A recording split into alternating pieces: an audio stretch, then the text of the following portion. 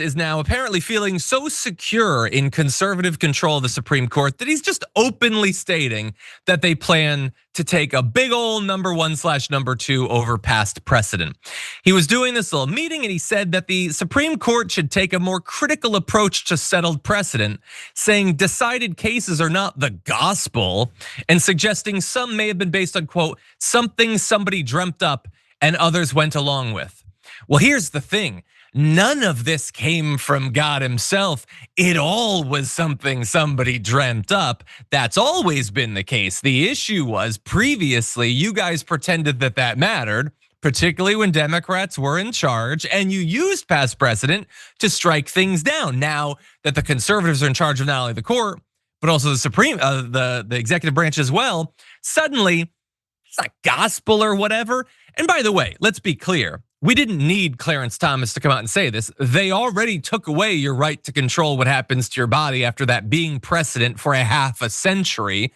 And they've done that now multiple times. This is a belated acknowledgement of what they're doing, if anything. But it's also a warning that as they prepare to come back for their next term, they might do a whole lot of precedent shredding. Because for one thing, they're going to revisit Humphrey's executor versus the US. That's basically the guardrail that stops the president from just firing anybody in the federal government that he wants. You're not supposed to be able to do that. These are agencies that were set up by Congress. They're supposed to be semi-independent, but now it's Trump. So just fire away, I guess. We'll see what they end up having to do if it becomes a Democratic president in 2028. But not only that, we know that he has previously said, Clarence himself, that he wants basically the Supreme Court precedents that protect ability to access contraception, same-sex marriage, same-sex sex basically as well without being prosecuted. He wants to reconsider all of those. And they could, they have a supermajority in the court. We could go back to a time when you can literally be locked up for being in a same-sex relationship, let alone your marriage being nullified by the state. Your ability to purchase birth control, purchase condoms. You think we could never go back on that? Well, a lot of people were born, lived, and some died in the time when you could have an abortion if you chose to. And that right has now been scaled back. They could also scale back some significant remaining sections of civil rights as well. There's a lot that they could now shred since they no longer have to respect Supreme Court precedent as if it's gospel, JR. What do you think? It's weird. It's like this whole group of MAGA folks is all the way up to these Supreme Court justices. You're acting like all this wasn't proposed and pointed out as their approaches later. So anytime they stick their heads out and Clarence Thomas wants to talk about how he's gonna take this approach, the first question should be, so were you lying when you said that you guys weren't gonna go and try and strip all these rights from people? Previous to that, when people said that when you said folks were crazy for pointing out how much JD Vance is against women's rights, basic, normal women's rights, reproductive rights, at some point, someone needs to make them answer the question for the thing that we all see right in front of us. Just because someone's on the Supreme Court does not mean that they have a utmost level of principles and morals.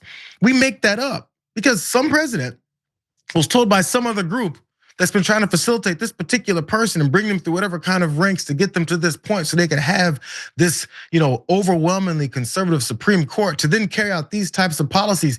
It's like we didn't see it right in front of us. Why do we have to act like we're not seeing this direct judicial takeover of our country?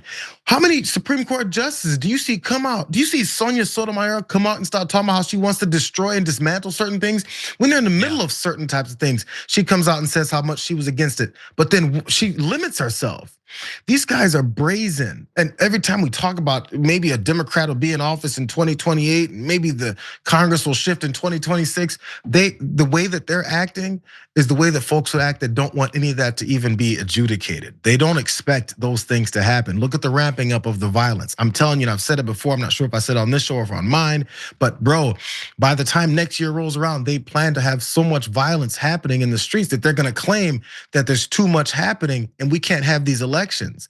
They're not looking to actually win any votes. The point here is to have violence and chaos so that maybe people are responding, but even if they aren't, people like Kristi Noem who went on TV and said LA wouldn't exist unless we went in there with our troops. They'll just claim it and continue on down the same road and have Congress to back them up because they know those folks in Congress will be losing too. Yeah. So this is a fascist party. It's not a fascist administration. It's a fascist party. This is how they're going to operate going forward. You're acting like Trump would ever consider using a false declaration of some sort of civil war as a way to cancel elections. Oh wait, sorry, he did that in the Oval Office. He thought it was a great, funny joke, by the way.